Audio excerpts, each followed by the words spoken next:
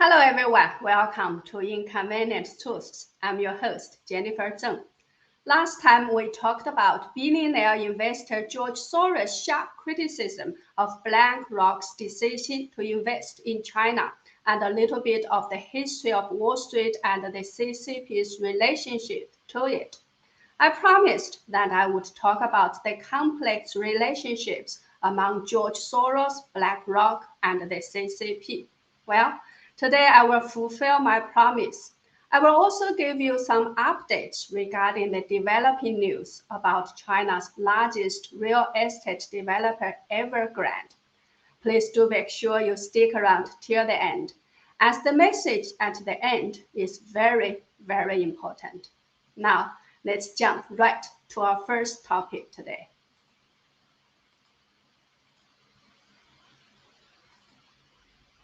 Last time I showed you some footage of the victims of Evergrande's default. Now let's watch more. This video is a combination of many clips from different cities.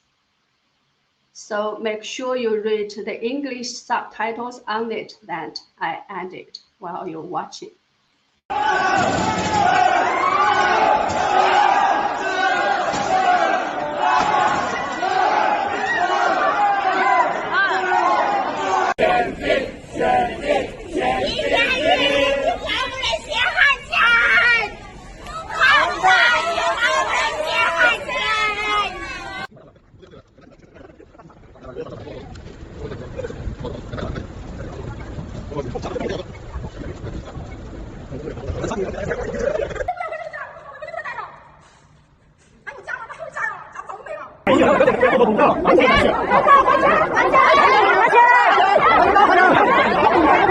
国台公派，在这位是自学叫啥字？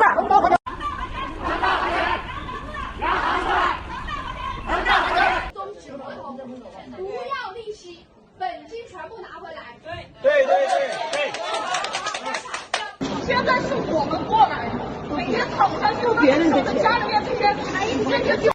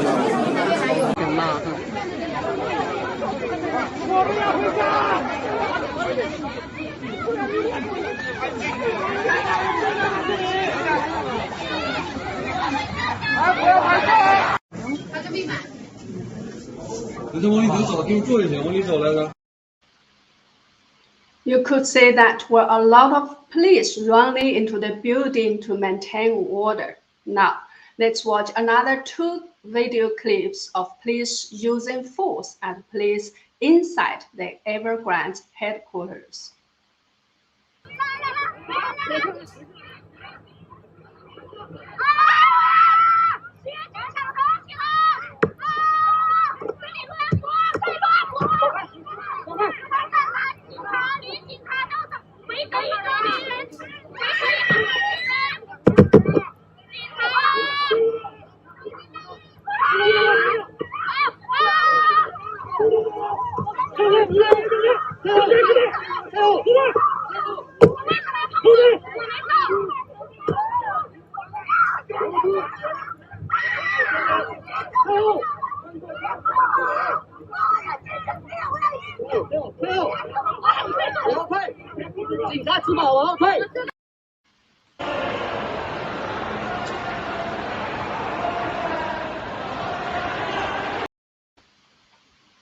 Now let's watch another one.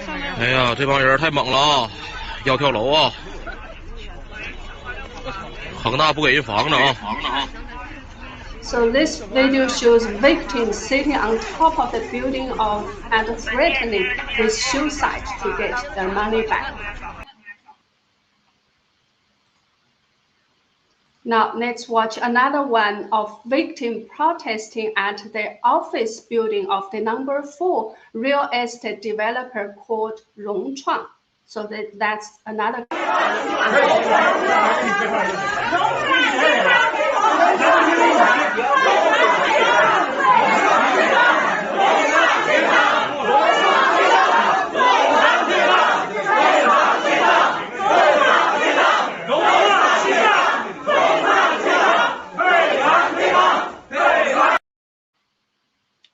Now, another one from Lüdi. It is also a top 10 developer. The words on the protesters' T-shirts say, Lüdi, take back your apartment.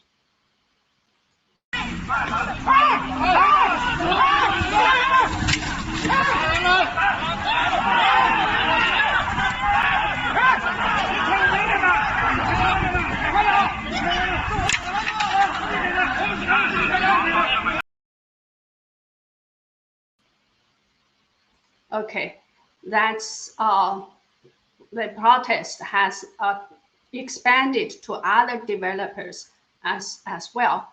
So now let's see how the Evergrande share price goes. Let's show you a picture. See, this is the share price since June this year. Other real estate companies' share price are pretty much in the same kind of situation.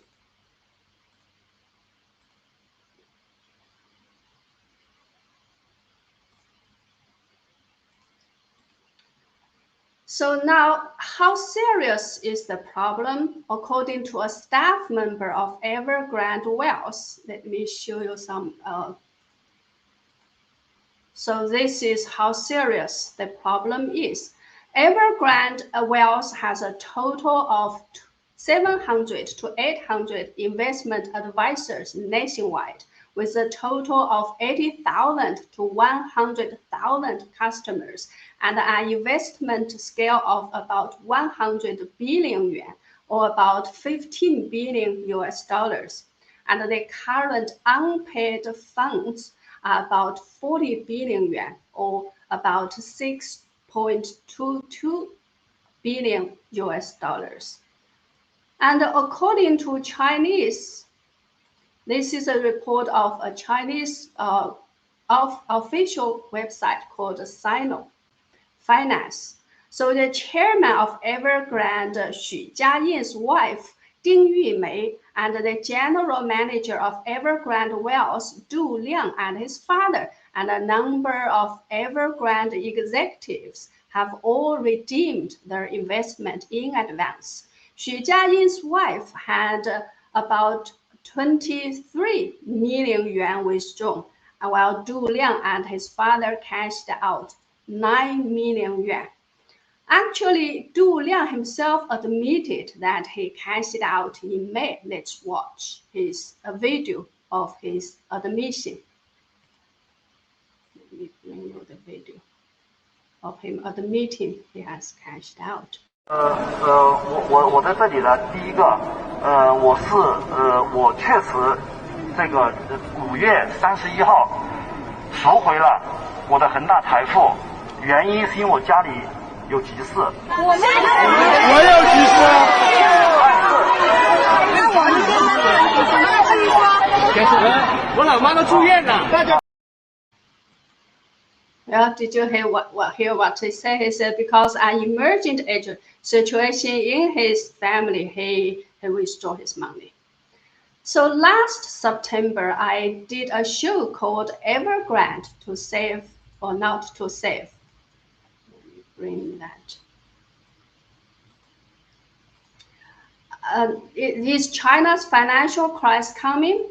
You can see from this that in the past 24 hours, this 1-year-old video suddenly got many new views. It shows people are searching for it.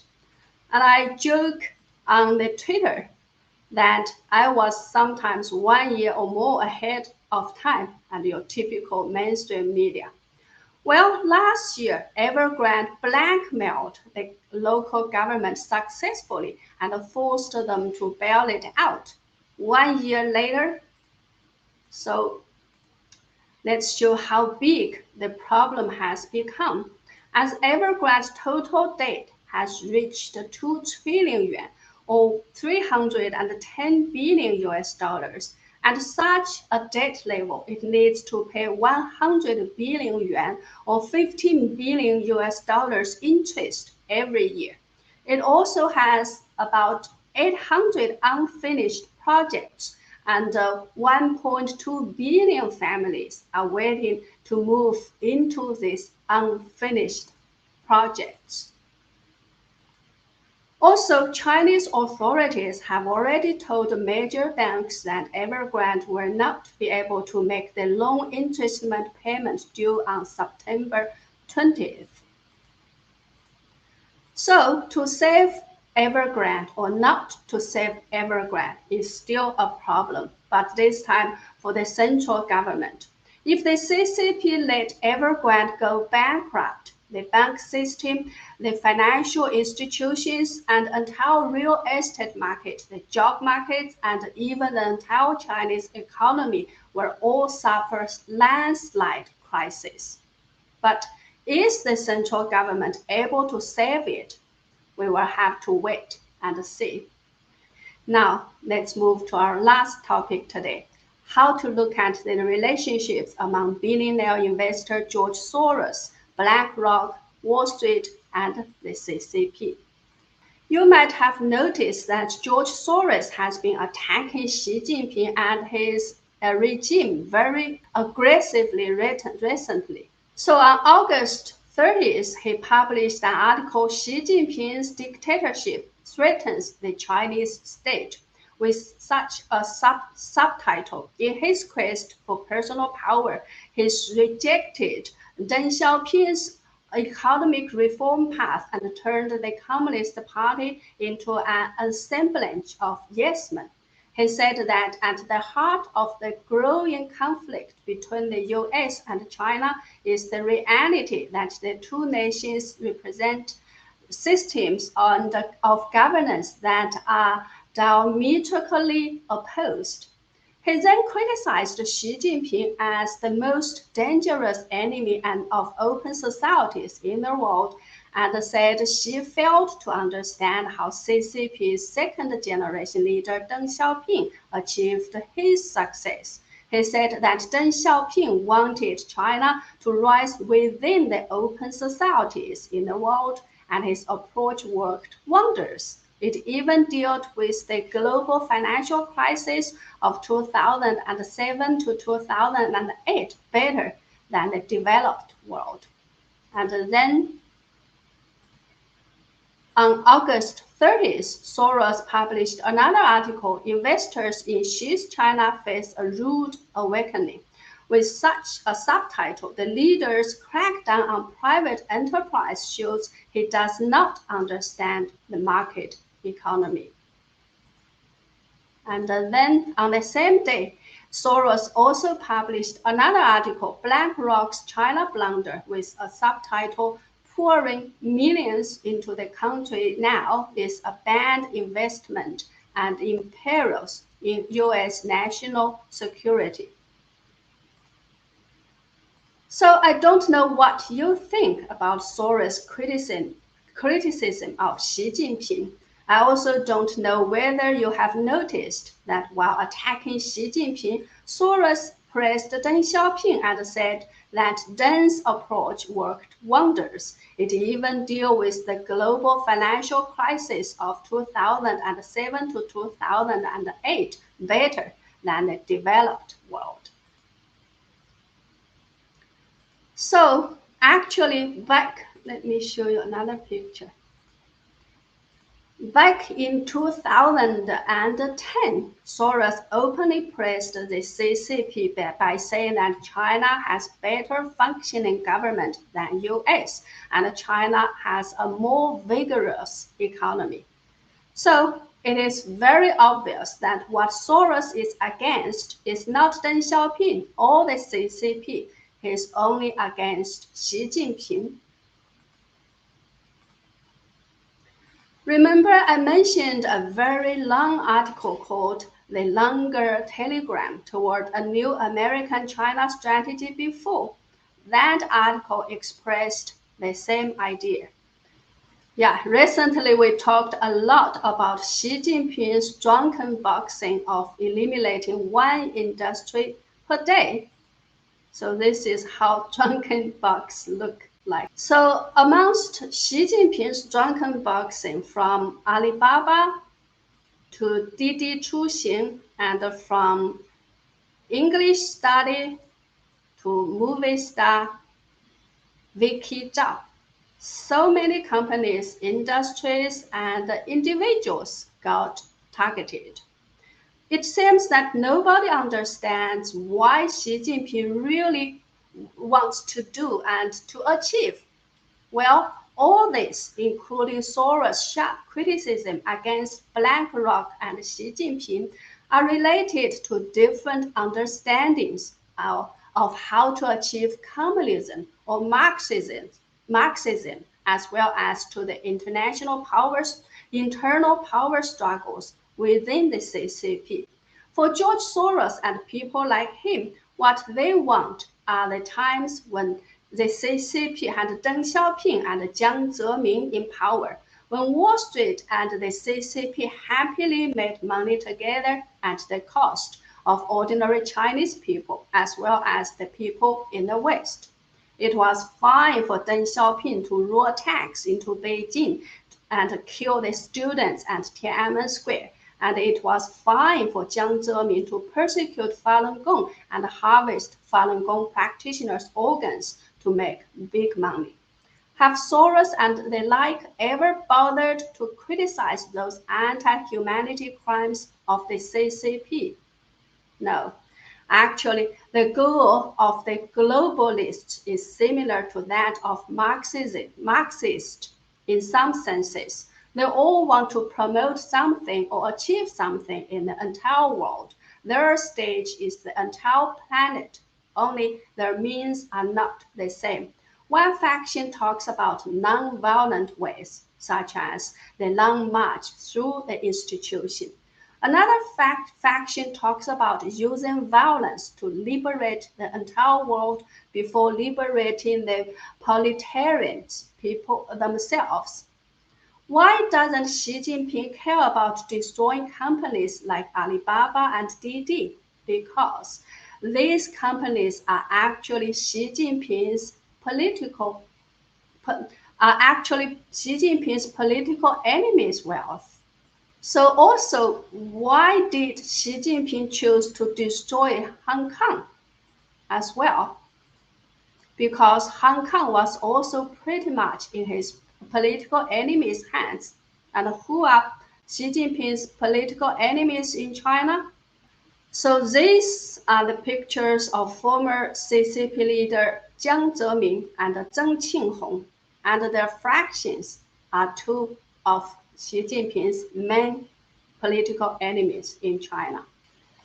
So I'm not sure whether you've read the news about Xi Jinping recently unveiled the Beijing Stock Exchange. Yes, that's the news. So after he destroyed many Chinese companies' future opportunities to get listed in the US stock market, so Beijing Stock Exchange will be the third stock exchange in China and is said mainly to boost China's domestic capital market and expand financing access to small and medium-sized enterprises. There was another piece of news that many people ignored. In March this year, BlackRock closed its private fund unit in Shanghai. Then, 6 months later, it launched mutual funds in China exactly at the same time when Xi Jinping announced the plan for Beijing Stock Exchange. So why did BlackRock go against the tide and enter China at such a bad time? Why did it close its much safer private fund unit in Shanghai and venture into the more risky world of mutual funds in Beijing? Could it be that it had already reached some kind of understanding with Xi Jinping? These, my friends, are all just some assumptions for you to ponder about. You can choose to believe or not to believe them. But one thing is for sure, that is, there is no such a thing as a better CCP leader in China. There did once exist one or two better ones, such as Mr. Zhao Ziyang, who was sympathetic with the Tiananmen students in 1989, and then Mr. Hu Yaobang, who tried to correct some of the mistakes of the CCP made during the Cultural Revolution in the 1990s. However, because they were not bad enough for the CCP, they soon got removed or eliminated from the system. Zhao Ziyang was jailed in his own home for 16 years until he died in misery in 2005.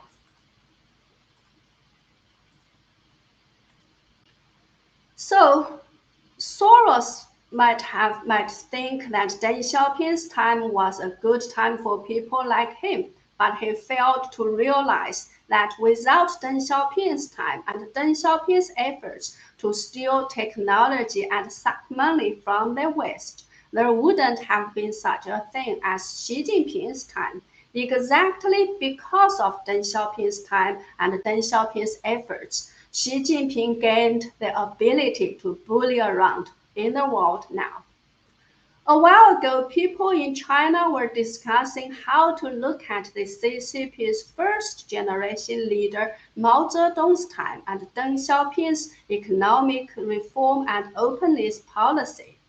Xi Jinping said very clearly that, let me bring up this. You cannot use the first 30 years of the CCP's rule to deny the second 30 years, nor can you use the second 30 years to deny the first 30 years. So, in Xi Jinping's eyes, and maybe very correctly so, there are no differences between the first and the second 30 years of the CCP's rule in China. As they all belong to the CCP, they have all contributed to and created the strong CCP that the world has to deal with now. Then, it has always puzzled me why the US is willing to launch a war against Iraq and to overthrow Saddam Hussein's regime when it was convinced that Iraq had chemical weapons of mass destruction, but is unwilling to do anything about the CCP. When the CCP has been mass killing its own people for all these years, why treat Saddam Hussein and the CCP differently? Why the double standard? However, after observing for a while what has been happening in the US and the West, it seems that I understood now. Unlike Saddam Hussein or Osama bin Laden for that matter, the evil specter of communism, which controls the CCP, also has its own representatives in the US and the West. These representatives undermine the freedom and traditional values of the West from within and in disguise with another system of terminology other than that in communist China. Therefore, people didn't discover or realize it. Look at the US today. Look at the education system. Look at the textbooks in our schools. Look at Hollywood. And look at the latest example, General Milley. who secretly called the CCP and promised that he would notify the CCP if the US planned to attack the CCP. Sometimes we think democracy is good and strong enough to defend us. But do you know how the CCP looks at this matter? Everything has loopholes that the CCP can take advantage of. For example, CCP's national advisor Jing once said, let me bring up the text. Yes. This is a speech I translated a while ago. He said, quote, "We in the Chinese government hope that in the end, every US congressman's district will have Chinese investment, and China will be able to control 1,000 or several thousand votes, and then we can influence his," he refers to the congressman's attitude. In fact, the US House of Representatives can be controlled because the United States has 312 million people and 435 members of the House of Representatives. On average, a congressional district has about 750,000 people. 750,000 people's voter turnout is only 30%. That is, about 200,000 votes can decide his fate. He means the fate of the Congress candidate. Generally speaking, the numbers of votes for the two candidates are very close. The gap won't be particularly large. So in the end, I guess there's only a difference of 10,000 or several thousand votes. Therefore, if you can have several thousand votes in your hands, you are as good as his master or master. If China conducts good operations in the US, we may be able to buy it over and turn the US into our second standing committee of National People's Congress, unquote. Well, he was basically saying that it is fairly easy to manipulate and control the US elections.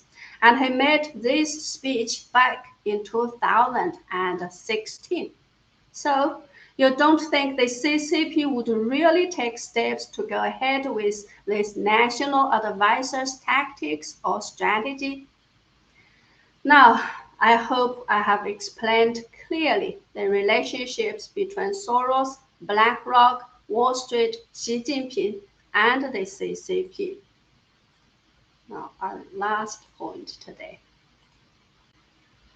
So yesterday, my new contributor, Mr. Gapi Dong, wrote an article in Chinese. So his Chinese title is, "All the conditions are in place for the United States to move towards totalitarian rule." Some of the conditions he listed including denying history, denying the Constitution, creating ethnic divisions, destroying elections, promoting atheism, and preparing for internal repression, etc.